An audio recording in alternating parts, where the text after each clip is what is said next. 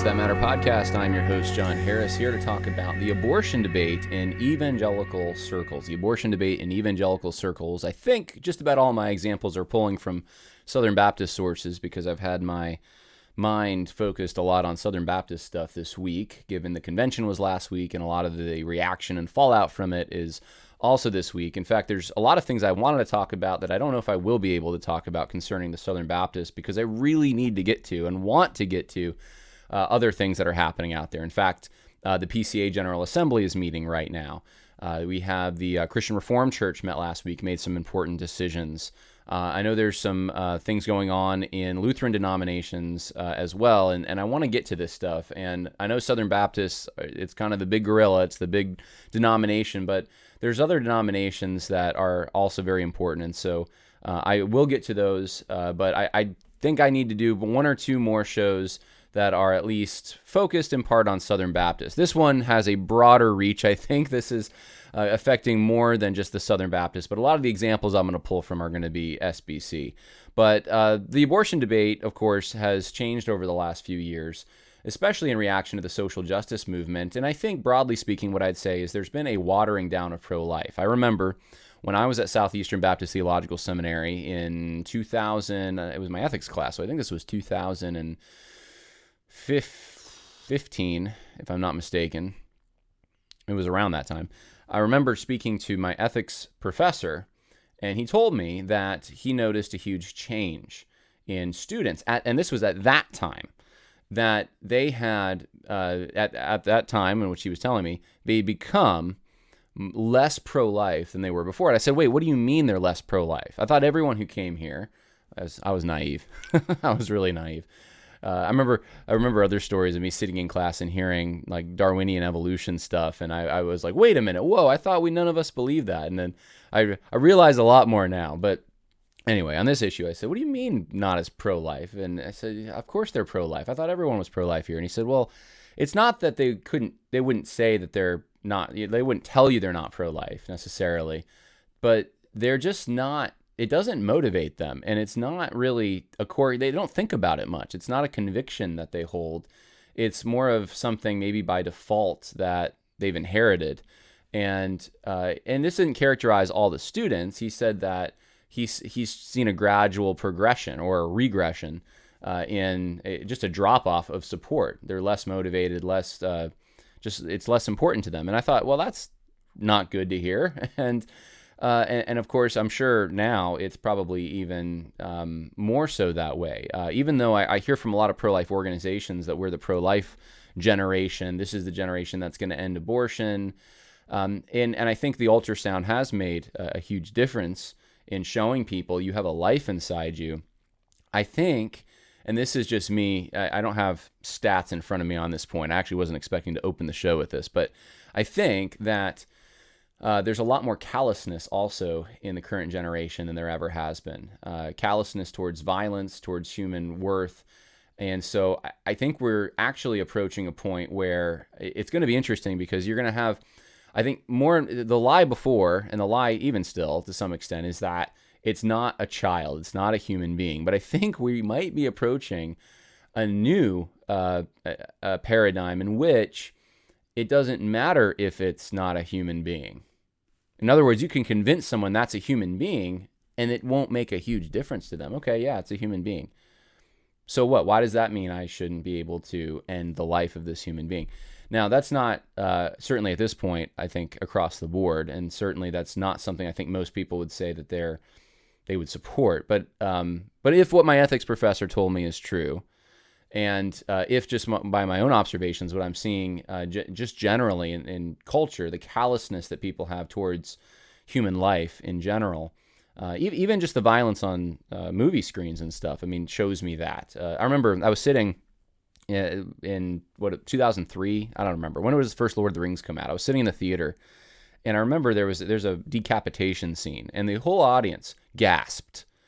Well, however many years it was that The Hobbit came out, and there was a decapitation scene, which was even more gruesome, and the audience laughed. I mean, that's what I'm talking about with the callousness, the coarseness of society. Anyways, I want to talk about the pro-life stuff. What I've seen broadly speaking, I think, in evangelical circles is exactly what that ethics professor told me. There seems to be a dilution of the pro-life movement by inserting other causes, quality of life concerns into the category of murder, euthanasia, ending life. So eating cheeseburgers and smoking and racial issues and all kinds of other things end up being packed into, well, those are pro-life concerns as well.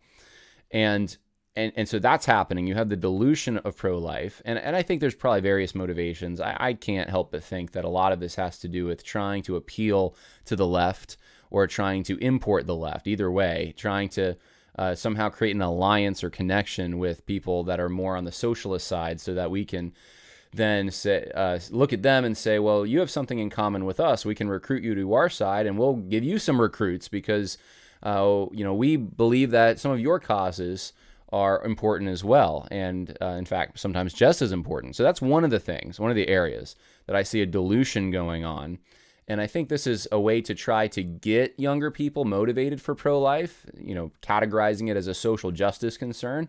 Hey, pro-life, social justice. So you're all motivated and marching in the streets for for anti-racism and for the Me Too movement and maybe the environment and other issues. Why don't you come join us? We march as well for the pro-life cause. So then you have the other thing that's happening, the other dynamic, and I'll show you videos to back all this up. The other dynamic is you have other issues.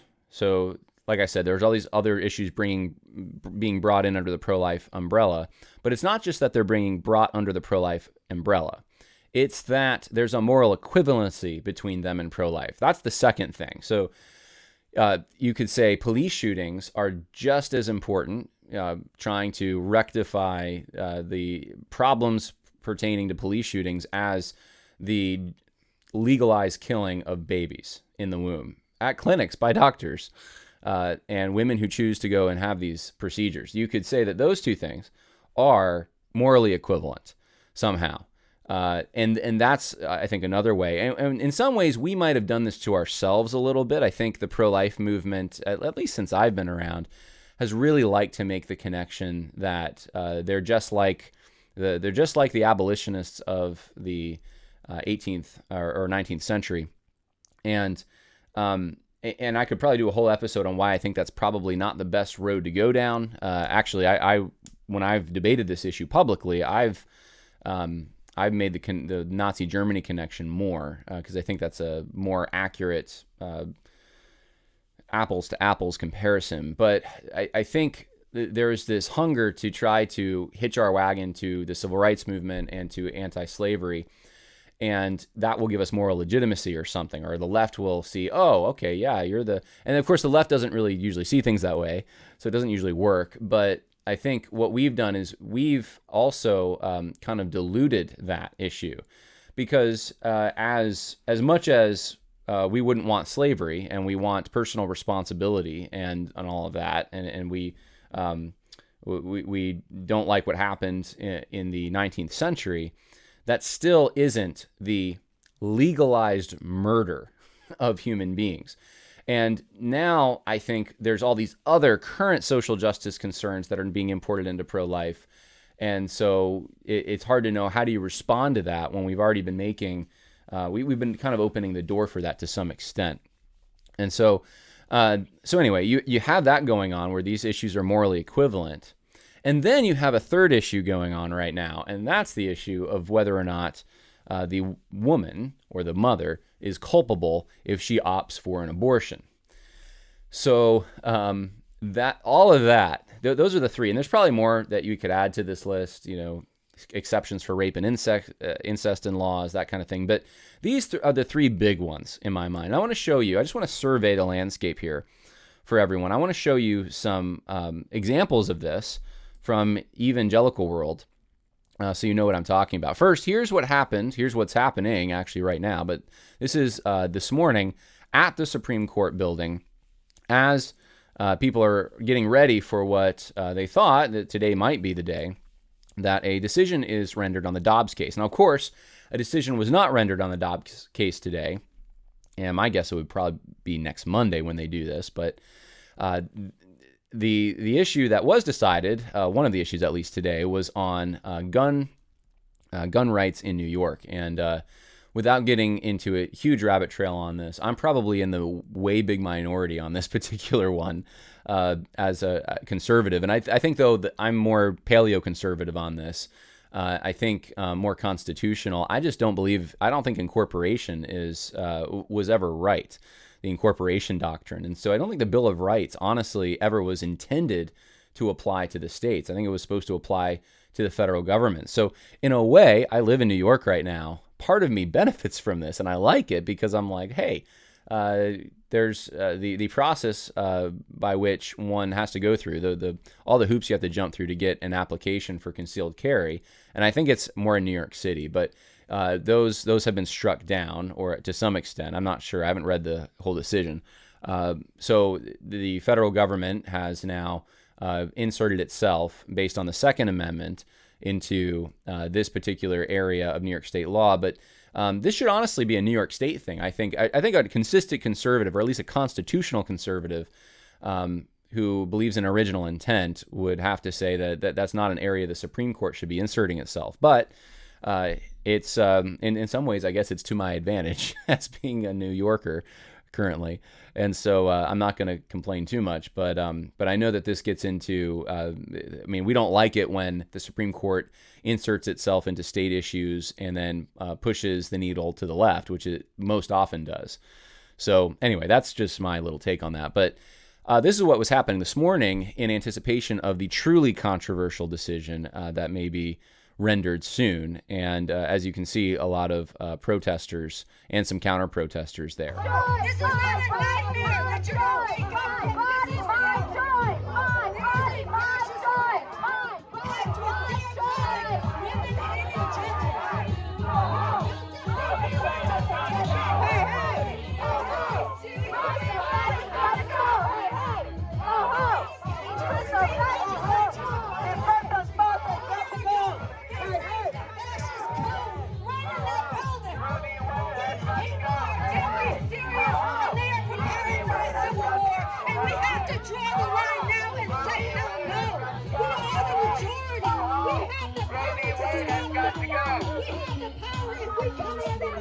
Now, clearly, this is controversial. This is going to be a big deal. This is the kind of thing, honestly, someone told me earlier today that, hey, I have to travel. If this happens today, I'm not going to travel. I'm going to rearrange my plans because there's a fear that there's going to be protesters out there, and not just protesters, rioters, that will be shutting down roads, burning down buildings, that kind of thing.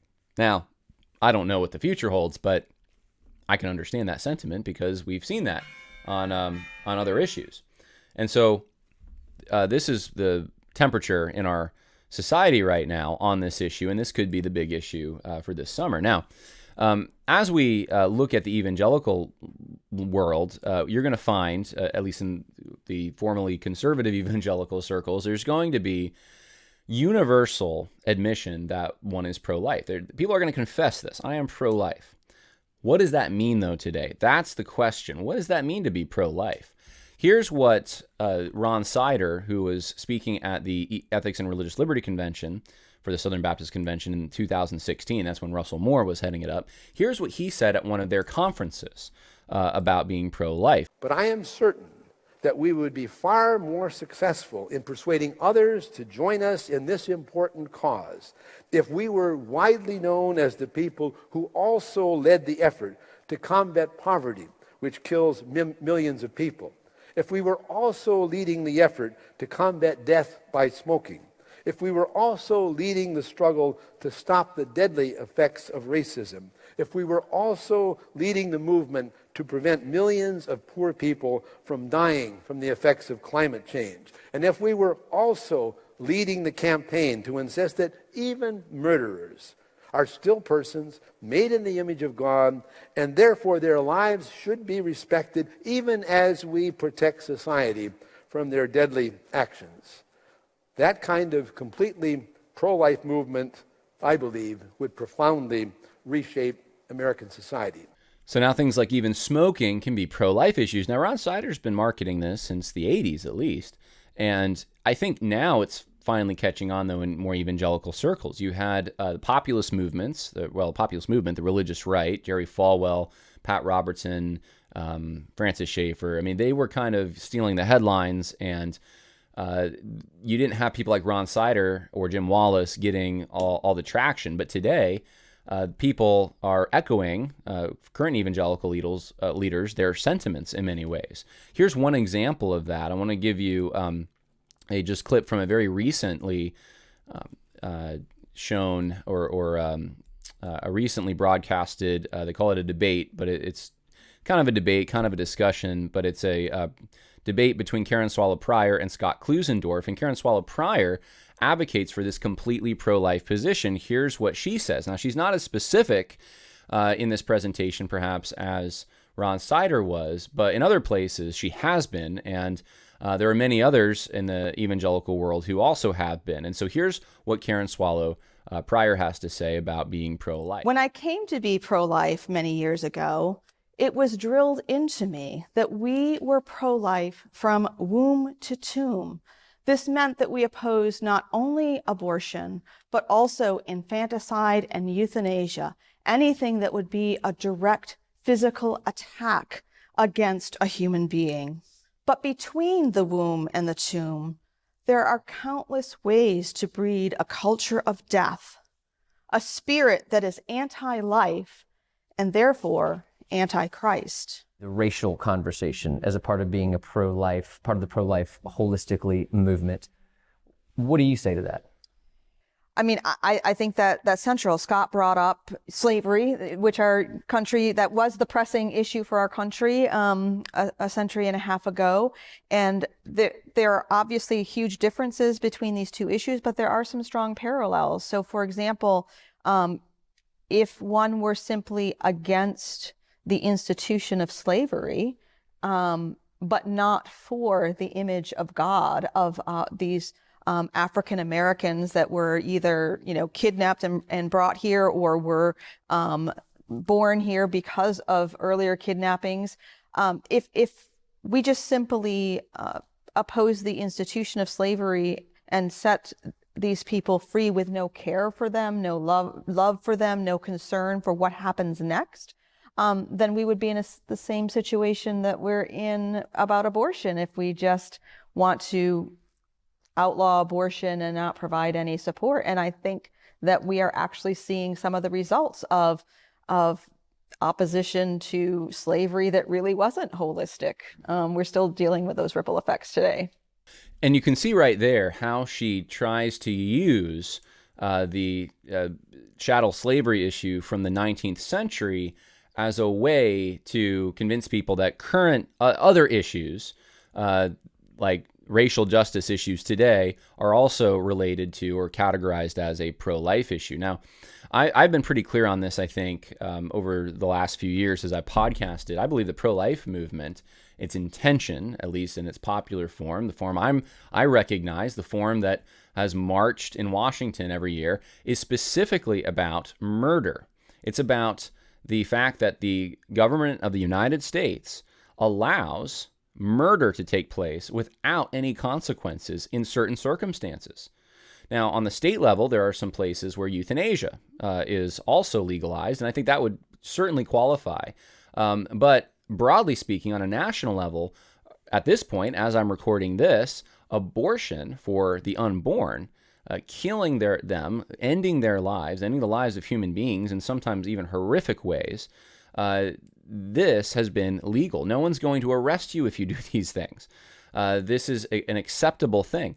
And so that's why there has been a march on Washington. That's why there's a pro-life movement. That's why, and I know there was an abortion abolitionist who told me, don't use that word pro-life. And so I'm using it because some of the pro-life people use it about themselves. But we can call it anti-abortion movement, really, if we want to call it that, because the pro-life industry has become so much more than just anti-abortion, as demonstrated even in these videos. But I always grew up thinking, and I think most of us, what even got us involved in this was because we oppose abortion. We're anti-abortion, and that's what we meant by pro-life. That's what we thought this was about. When you start broadening it, you run a risk of a few things. What you do is you you can take the limited resources available to the anti-abortion cause, and now those limited resources are being invested in other areas. Now, it's not that all these other areas are necessarily bad. I think most of them probably are bad. Most of them are coming from socialist or leftist understandings, and so now we're putting all these resources into the evangelical immigration table. Russell Moore's made that point for years. Being pro-life means we have to respect the image of God in the migrants who come here. But translation, we shouldn't have strong border security. We should never deport anyone. We should roll out the red carpet and say, come on in. I mean, this is kind of where things end up going eventually. And so is that pro-life? Well, this has nothing to do with murdering someone. This has everything to do with access to the benefits that would be there for someone who is from the United States, was raised here. There's certain benefits that come with that. And it's because our fathers and forefathers sacrificed and built and passed down a legacy. But other people who aren't part of that, who live outside the confines of this country, don't have access to those things. And that's not fair in a social justice mindset. That's unequal. So we need to let everyone in. Of course, then your ship sinks because you can't take on that much weight and still remain afloat. So it's impossible. I mean, if your economy tanks and everyone's in poverty, you can't solve poverty. So poverty being a life issue, pro-life issue, gun control being a pro-life issue, the death penalty being a pro-life issue. I mean, all these things end up getting somehow factored into the pro-life cause. But it's not anti-abortion and it's not anti-murder, to be more basic or fundamental here. And that's the issue with this whole thing is you take those limited resources, you put them into other areas. Then you also, secondly, confuse the issue. You confuse things because now you end up, and we're going to get to this in a second, but you end up giving the impression that there's all these other things that are morally equivalent. Quality of life issues are morally equivalent to murdering. And that's just not the case. Eating a cheeseburger and killing yourself through 10,000 cheeseburgers, or probably more than that it would take, right? So you eat 300,000 cheeseburgers and eventually you have a heart attack and you die. Well, that's bad because you died from it. Well, that's a lot different than the willful murder of another human being that's sanctioned by law. Being a bad steward of your body, being negligent with your body, those kinds of things, not good. You should treat your body with respect. We know there's times of feasting, but gluttony, of course, is a sin, and there's lifestyles that are not the healthiest. However, we are going to do things in life that will cost us our health. Paul poured himself out as a drink offering. He got beaten. I mean, being a Christian today can even cause you stress on the job, possibly. It can cause you to be out of a job. I mean, could we make the argument that that's pro-life, that we are endangering ourselves by being so actively Christian that we need to cut down the stress because that's going to take away years of our lives? You could get into convoluted areas like this, and it's just silly. Hopefully people see that this is silly. That's much different than murder, than actually willfully ending someone's life, than taking an action, putting yourself in the seat of God and in an unjustified way. We're not talking about military defense. We're not talking about the police work or anything like that. We're not talking about defending yourself when someone comes into your house to rob you. We're talking about actively murdering someone. And generally it's for the sake of convenience, selfish lifestyles. And that is what has motivated millions of Americans to oppose abortion. And if we just say, well, yeah, that's just like police shootings or something like that, we are minimizing the extent to it. Look, police shootings it's not legal for a policeman to have a racially motivated shooting or something like that, or a police department to have racially motivated shootings. There's no Supreme Court decision saying that is protected. That's a huge difference right there. And there's a lot of other differences too, but that right there is a huge, huge one. So anyway, we confuse things, and I think what we do is we take young pro-life individuals, people raised in these homes where they were against abortion, and now they are being corralled into the arms of social justice activists because they somehow think, well, that's the same thing. No, it's not. It's not the same thing. And there might be some causes we can get behind that are quality of life issues, but they don't approach the legalized, sanctioned murder that exists in our country right now, and that's the issue. So this is the other thing. Now, here's the moral equivalency stuff, though. I'll show you a little bit of that. Let's play this clip. This is from Kevin Smith. Kevin Smith, of course, made an appearance on the podcast a few days ago, because he was the one who was saying that Trump voters in the Southern Baptist Convention were, and he picked some colorful language. He called them whores. He said this about it publicly. He says it was a private conversation. It was at a public 9 Marks event at the Southern Baptist Convention. Kevin Smith is on all kinds of boards. I think he's on the board for the ERLC right now, if I'm not mistaken. He was the Maryland, Delaware State Convention president. He's very active and high up in the Southern Baptist Convention, and he said this. Well, here's what he said in 2020 in the presence of Al Mohler and a bunch of others. Danny Aiken was there, and this is what he says about abortion and racial insensitivity. It is fine to say the most important thing for me is the life of an unborn baby, but I think it's also biblically fine for me to say the most important for me is politicians who don't call me the N-word. And don't think I'm the N-word.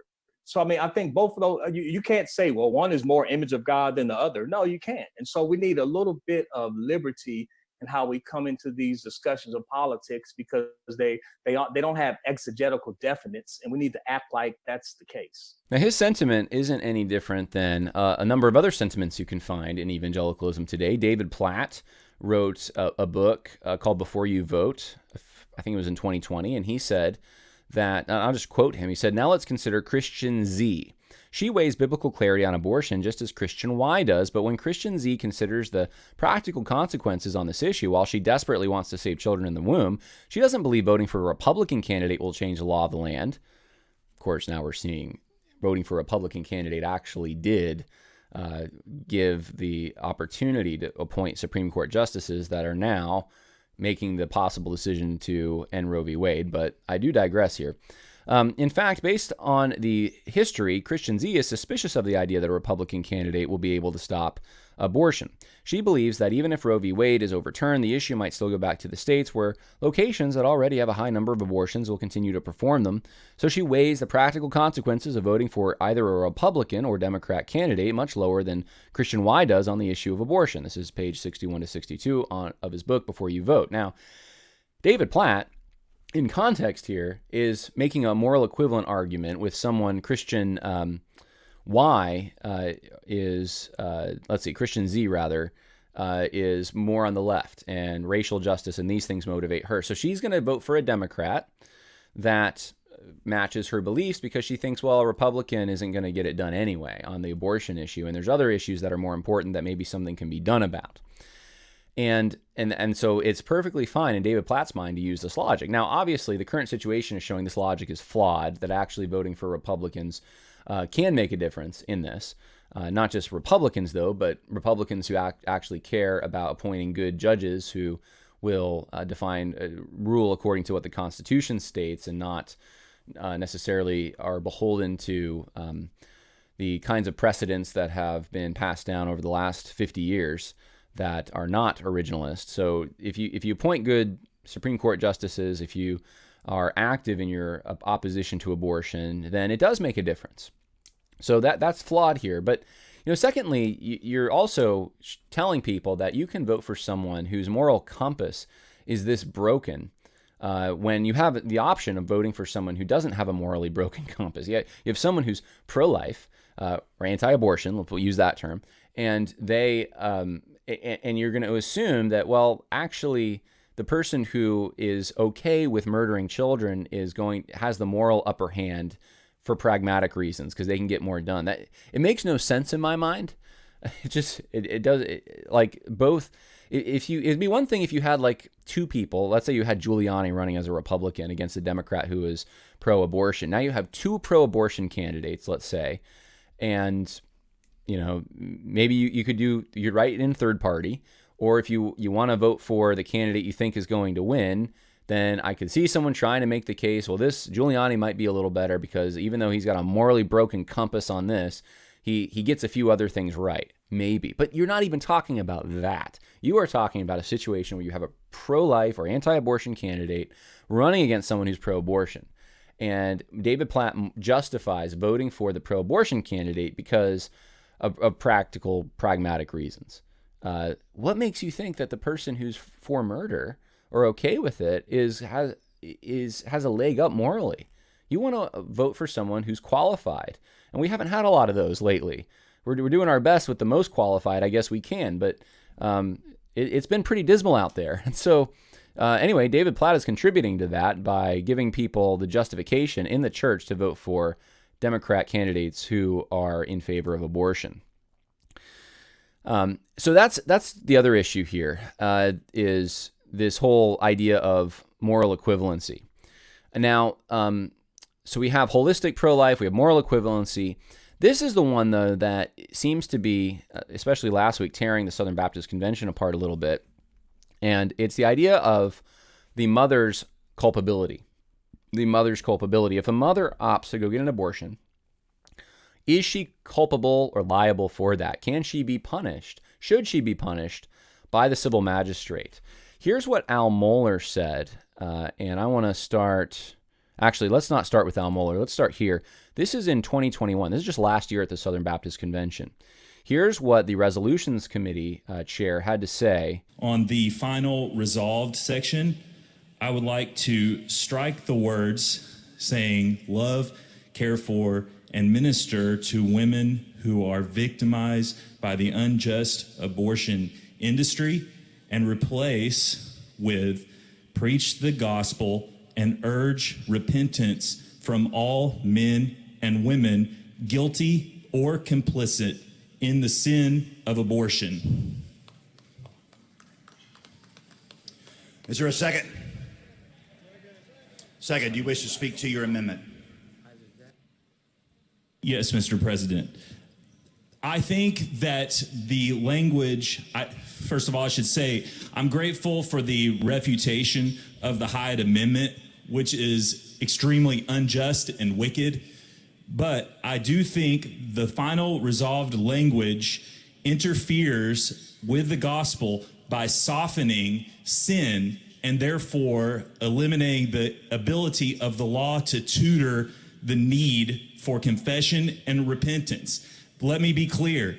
Women who obtain abortions, although their situation may be tragic and horrible, they are, by the law, murderers and therefore should seek repentance, and we should not be so arrogant to presume that their circumstance excuses their need for salvation from their sins.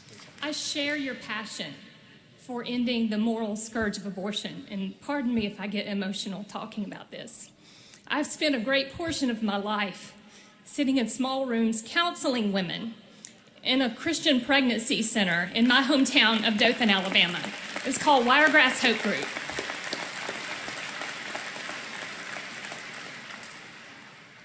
Before I entered into that task, I would have been very tempted to adopt language more in line with what you just proposed.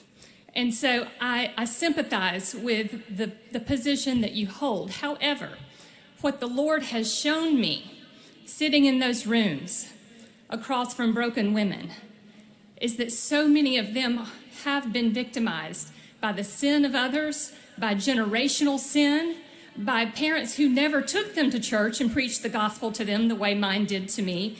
And yes, abortion is sin. And one of the things we impart to those women when we love them, care for them, and minister to them is the gospel of Jesus Christ, is the truth about the sin of abortion, and we do call them to repentance.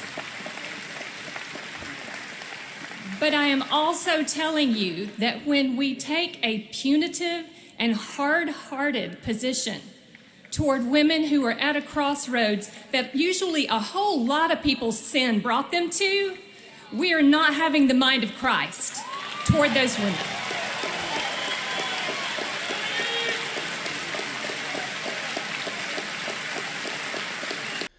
Now, let's fast forward a little bit and let's talk about what happened this year with this particular issue, because it came up again. And you had Brent Leatherwood, the head of the Ethics and Religious Liberty Commission for the Southern Baptist Convention, and he has a similar question. And first, I'll read you a tweet from him. This is in May. He is responding to someone on Twitter, and he talks about and I talked about this on the podcast.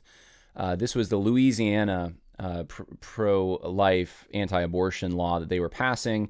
And he joined with 70 other leaders in the pro-life movement, he says, and wrote to all state legislators across the country, not just Louisiana, but he said, here's the gist: ban abortion, save lives, protect mothers, go after abortionists. And of course, we went deep into this and showed that actually they were trying to take some of the teeth out of this bill.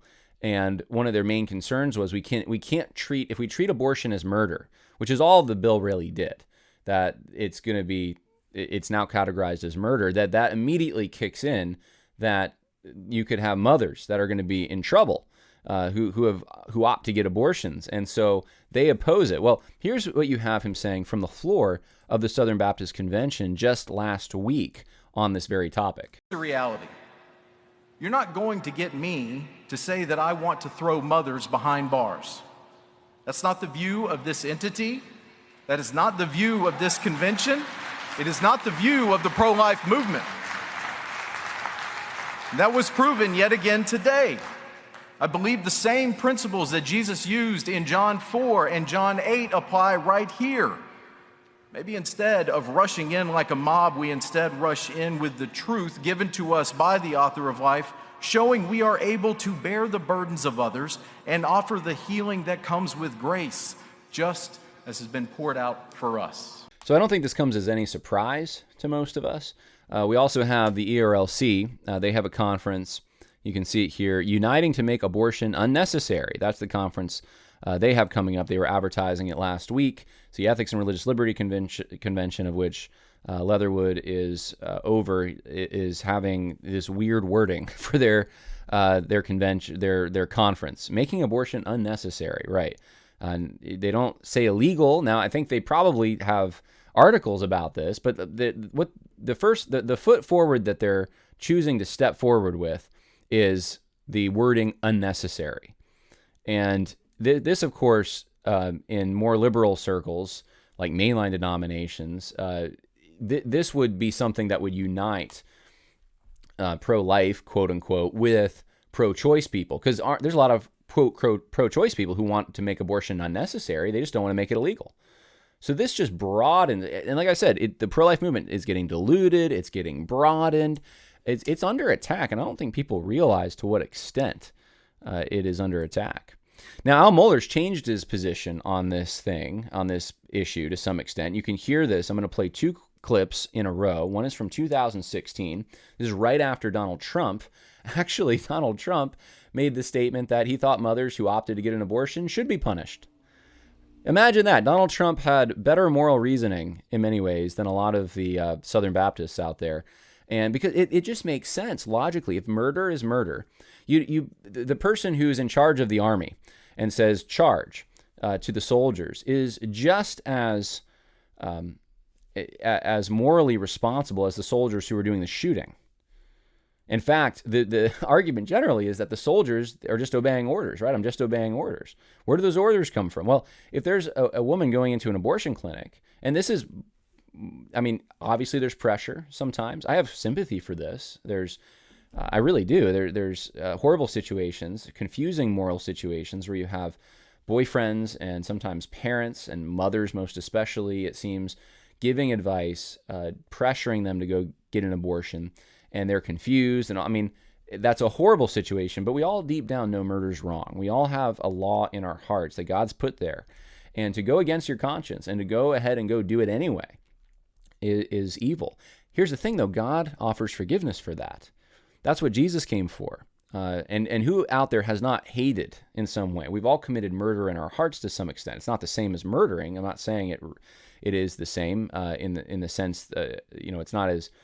There's other hoops you jump through to go to the point of actually killing another baby, or human, but this is something that's common to man, and so you confess it and you move on. The Lord forgives you. of these kinds of things. You confess that, and you never do it again. You go and sin no more. But and so that's a beautiful thing. Christianity offers that. Other religions do not. You don't have to pay for your sin. Jesus paid for it. Just repent and put your faith in him. But it doesn't get you off the hook morally as far as if there are legal penalties associated with this. I mean, that's in the jurisdiction of the civil government. And so you have to go and you have to make sure, well, you deserve punishment for that. The government does not bear the sword in vain. Now, Al Mohler made some statements in 2016 after Donald Trump said this that basically contradicted Donald Trump on this, that, well, the mother's not the one that's actually doing it. Then he kind of changes a little bit, which is very typical for Al Mohler. Al Mohler does this on a lot of things. If you haven't noticed, if you've been paying attention over the years, Al Mohler tends to play both sides of issues, switch positions, give kind of vague answers, a lot of word salads, and he's done this on critical race theory like crazy. He's just pushed so many elements of it, and then I'm not, for that, and he's done this on the COVID narrative to some extent. He's done this. I'm trying to think what else. I know there's a bunch of stuff out there that he's taken different positions on. But anyway, this is one of them. So here's Al Mohler in 2016, and then right after that, Al Mohler just last week. But here's where the pro-life movement returns back to say, who is the guilty party in an abortion? It is the person who brings about the death of the child. The woman seeking the abortion is not without moral responsibility, but she is not herself bringing about the death of the unborn human baby. That's the crucial issue here, and that's why the pro-life movement has consistently sought to criminalize abortion at the level of the person performing the abortion. That is, unlike what Nicholas Kristof argues here, a morally consistent argument, and it has been consistent over time.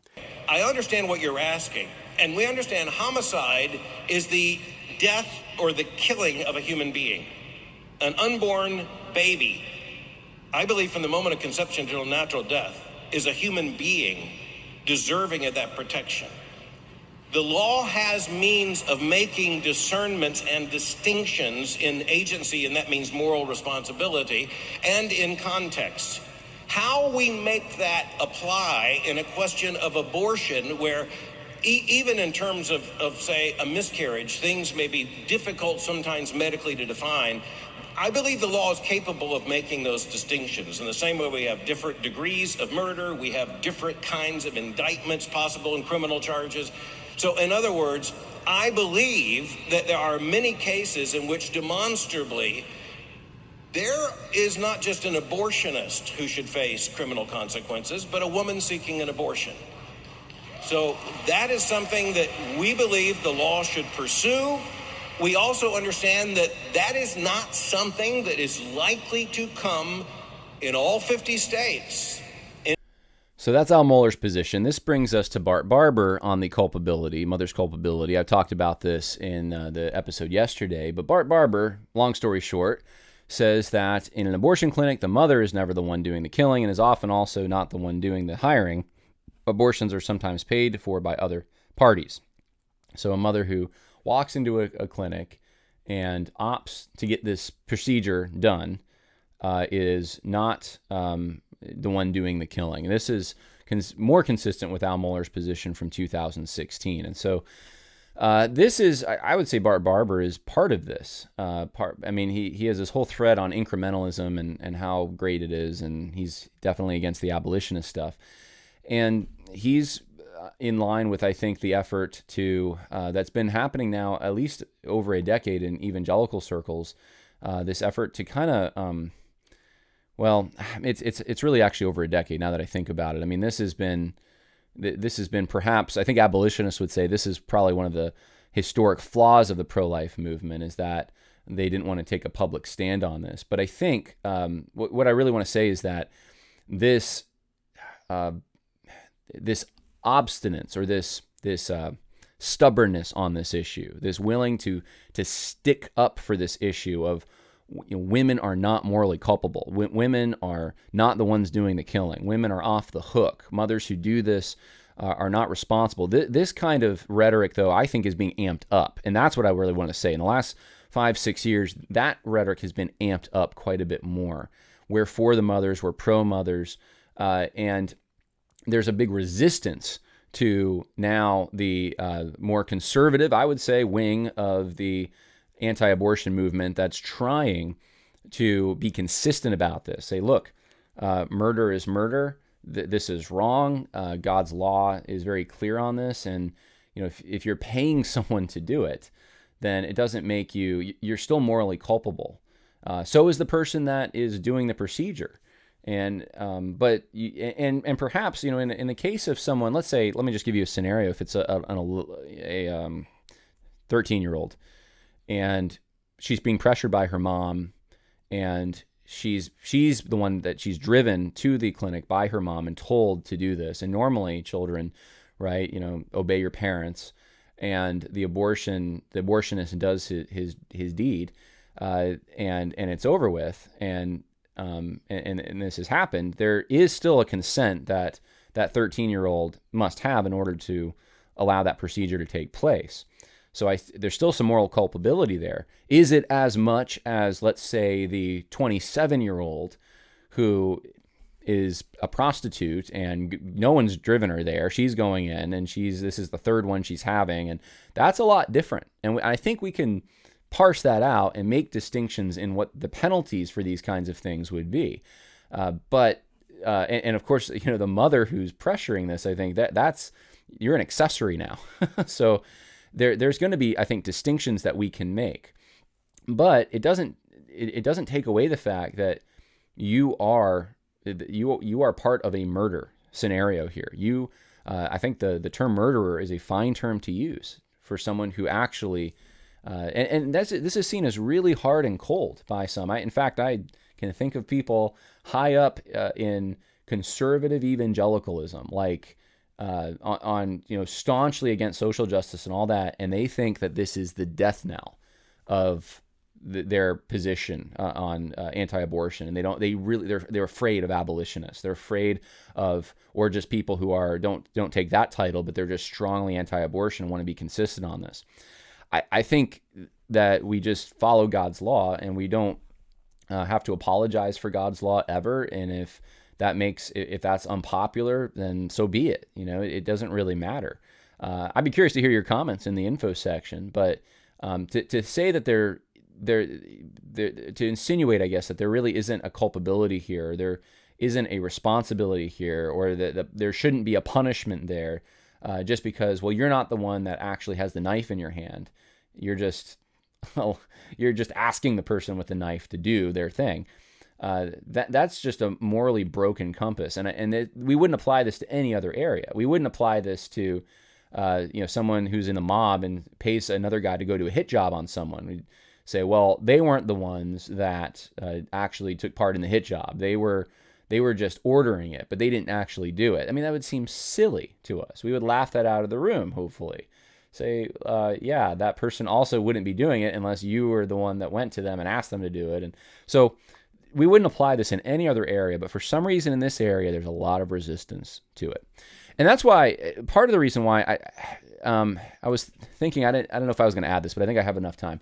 It was part of the reason I don't quite understand, and I say this from a place of great respect, but also great frustration. I'm not going to sugarcoat it. I'm very frustrated with this.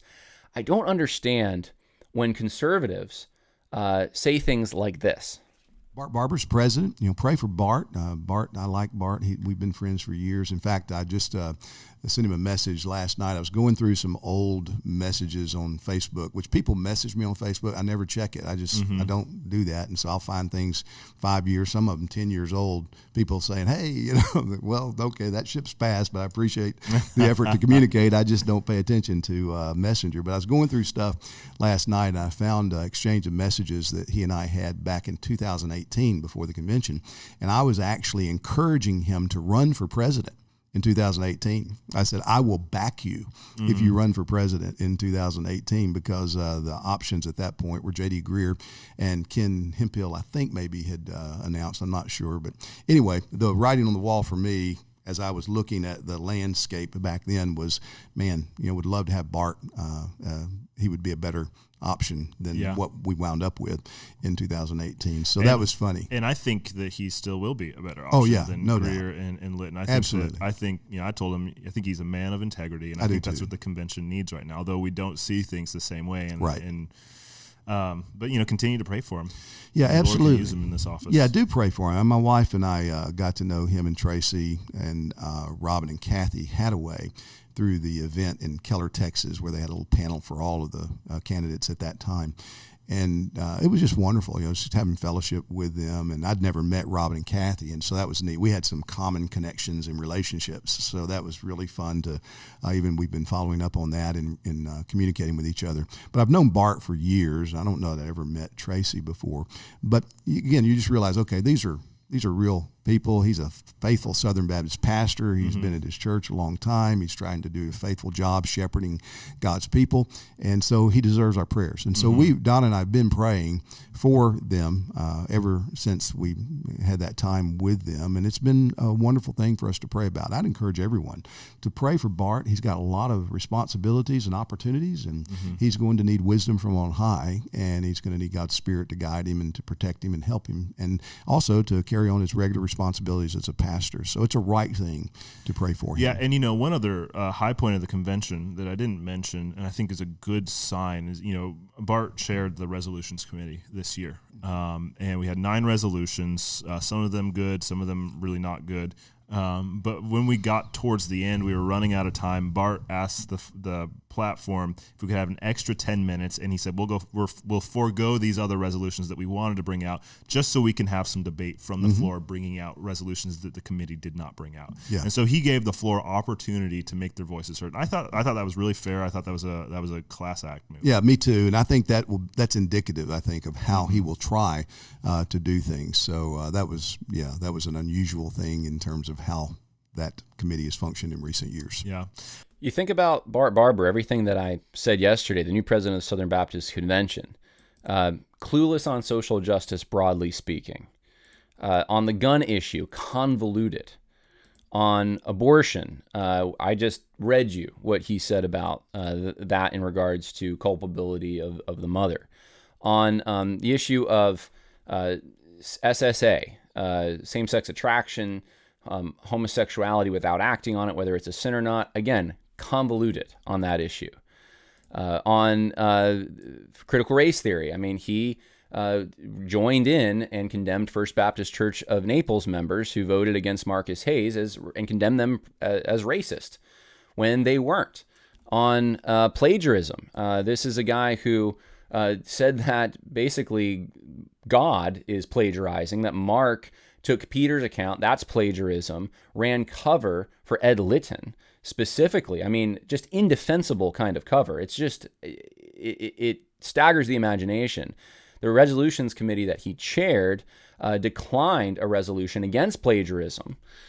His reaction to COVID, although he didn't take federal money from the government, he still ended up being pro-lockdown. He ended up being, at least initially, for the vaccine mandate in the International Mission Board. This is why people came home from being missionaries, a lot of them. They didn't want to have that mandate, even if they didn't have to have it. Bart Barber's for that kind of thing. He defended Rick Warren indirectly by trying to insinuate or claim that Rick Warren was advocating religious liberty for Muslims. I mean, Rick Warren advocates a version of Chrislam, really, but Bart Barber, at the moment Rick Warren's on the ropes for his advocating female pastors, Bart Barber's got to jump in and bring up something else to defend Rick Warren by. He's defended the Ethics and Religious Liberty Commission when they've been on the ropes because of the George Soros money that has gone into their efforts. In fact, just this morning, I was looking at a tweet. I'll read it to you. This is from February 21st of this year. He says, he's asking someone on Twitter who's making a claim. It's something Lee Brand, who's a conservative, who is vice president of the Southern Baptist Convention up until, I think, last week. Bart Barber asks about a quote that he made, and he says, "Can you show me direct quotes of how the SBC leadership has devalued the words sufficiency, reconciliation, and the gospel?" and gospel. And in the whole thread on Twitter is that there's a drift in the SBC, which Bart Barber denies, and that we see these issues being devalued. And he's saying, where is it? Basically, I don't see it. And I have to just wonder, what kind of tunnel vision do you have to not see that the gospel has been completely devalued and watered down when 866 things become gospel issues? Black Lives Matter is a gospel issue, said the president of the Southern Baptist Convention 2 years ago. When you have gospel above all as your theme, and yet so much of what's talked about isn't even the gospel. It's all these other social issues, just like the Just Gospel Conference is anything but just the gospel. And you have so many Southern Baptists at high levels claiming that others have just a partial gospel or a half gospel because it doesn't involve some kind of social justice work or something. If Bart Barber can't see any of this, and I've gone to great pains to outline this, to show you where this is over the course of many podcasts. A lot of it's in my book, Christianity and Social Justice, Religions and Conflict. You can go get that, and there's plenty of receipts there. If he can't see that, and he's the president of the Southern Baptist Convention, I don't know why in the world that would be. We would look at this and say, well, I mean, it's not so bad. It's better than it could be. It's certainly better than a J.D. Greear, I guess, or an Ed Litton. And so you almost get the impression that this could be a step in the right direction. It's just not a big enough step. I mean, I wanted Tom Askell to win. If someone's going to win that, I encouraged you on this podcast, if you're still in the SBC. And by the way, if you want to stay in the SBC, you can give as little as $14 a year to remain in. And I know most pastors that I've talked to, I don't think are interested in that as much, just because they think, why am I giving $14 a year to an organization when and then going out for a convention for the big headache that is and the expense that is, when I just want to support missions? And I can't really argue with that. That's up to your conscience. But if you want to stay in the SBC and you want to give the $14 a year and you want to go out to the different conventions and try to fight, then do it. Have your exit strategy. If have some kind of a moment where you think, where you say to yourself, if this doesn't happen by this time, then we need to get out. I would have that in hand. Have that ultimatum. But if that's what you want to do, that's fine. I'm not trying to condemn anyone for staying in and fighting, but you gotta fight. You have to fight, and you have to do it with all your might. And then if it doesn't work out, you can't waste the Lord's resources. That's my conviction on that. But anyway, you can, I support Tom Askell for churches that were still in that.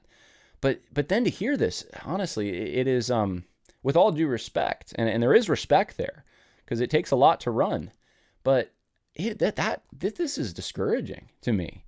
You have guys that went out and took out reverse mortgages on their homes and ate into their church budget for more than a year in order to, from little bitty churches, to afford to fly out to California, to get a hotel, possibly a rental car, and to then go through a headache.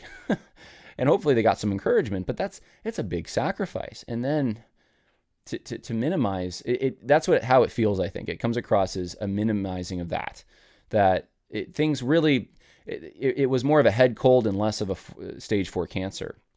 And so that's how I'm hearing it. Now, if you're hearing something different, then please let me know. But I don't think Bart Barber's election this is not a good sign at all for the Southern Baptist Convention. If anything, in some ways, this is more discouraging than the last 2 years to me, if you're a Southern Baptist, because this is a guy who, and I just went through a bunch of issues with you, this is a guy that seems to demonstrate that where are his principles? He runs all over the place. He's vague. He comes across as incompetent, as unknowing. At least some of these other guys, at least like Litton and Greear, seem to be, they would dig their heels in and be pretty consistent on the wrong things sometimes. Having someone who's more unprincipled, having someone who seems to just defend the people who are influential or in power. I don't know if I can do it this podcast. I'm really getting off track of what I wanted to talk about. There's a bunch of pictures that I was going to show you of just the silliness after the convention. Bart Barber at Disneyland with his wizard's hat, and Steve Gaines taking a picture, and hey, this is the new president of the Southern Baptist Convention. There was a bunch of those kinds of things, really goofy, silly pictures that Bart Barber was liking and retweeting, and just I'm like, this is like sad to me, because at least you had some progressive-minded people who were a little more serious. That there was a modicum of, I don't know, it was adults more so. And Greer was more of a youth pastor, but I mean, it's just the bar keeps lowering. There's just not any dignity anymore. And Bart Barber is probably one of the biggest examples of that I've ever seen. So I only bring that up just to inform you all out there who are following this kind of thing in the Southern Baptist Convention. I think that we need to, or you need to, if you're in the SBC, kind of evaluate who are the leaders you want to follow in this convention. What do you want to do for next year? And I realize most of this podcast was about the pro-life or anti-abortion stuff and how that's being diluted, and I'll circle back to it. But I just do want to say that if there's a serious effort to actually take back the Southern Baptist Convention, I think it's going to come from first laymen and pastors who are willing to take back their local churches. That'll be the first sign that there's a real effort underway. Secondly, I think it's going to be someone who is willing to run and go scorched earth, basically, to be like the Apostle Paul. I know that's a novel idea, but to be like Jesus, to really call these people out for who they are. Bart Barber, you're corrupt. You're just corrupt. You switch positions, or you defend the indefensible when it's someone who's powerful in your club. I mean, you don't have good moral reasoning. It's a buffoon at this point. It's a buffoon convention because of the way that you're acting.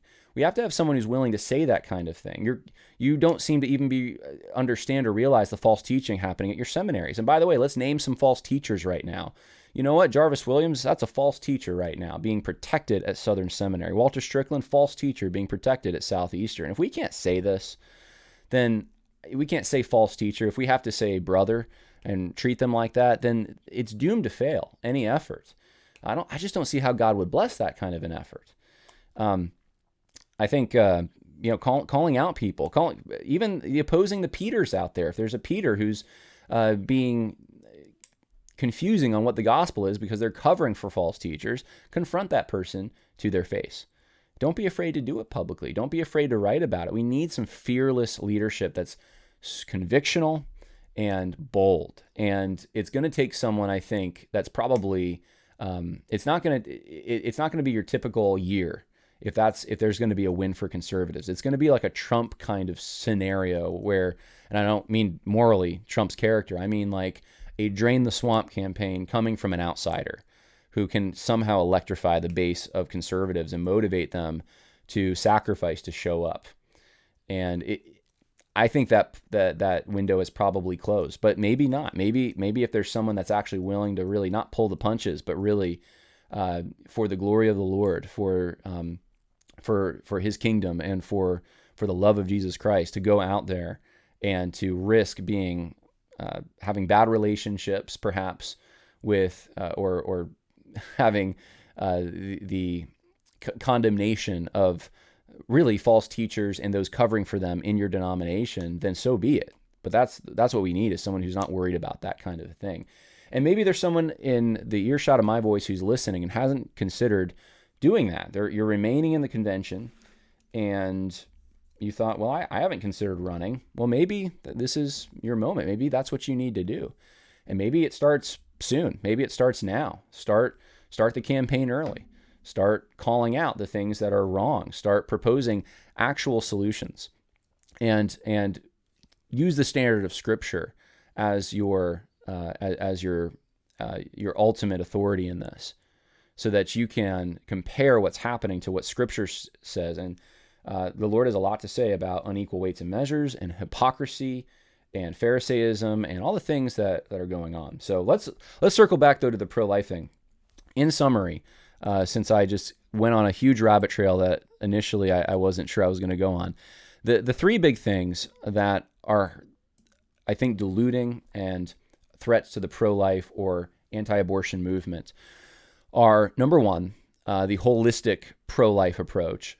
Number two, the moral equivalency of taking abortion and then comparing it to some other issue that is not the legalized sanctioned murder of actual people and then making them the same. And then third, I think treating abortion like it's really not quite murder because the people that are involved in it, some of them are not morally culpable.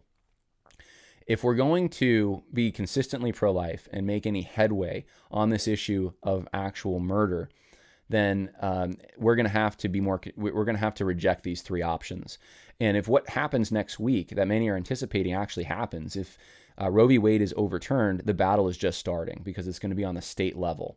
And this is going to be where the real battle is. So you need to be aware that these are the approaches, and you need to be ready for these approaches when bills are being passed in various states to try to outlaw or reduce or somehow address abortion after this potential decision.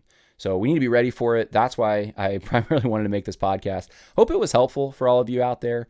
I had written down I just wanted to make some quick announcement here. I just talked to someone who's helping me edit the Holdman Mennonite documentary. That will be hopefully coming out in 2 months, 3 months, I would think.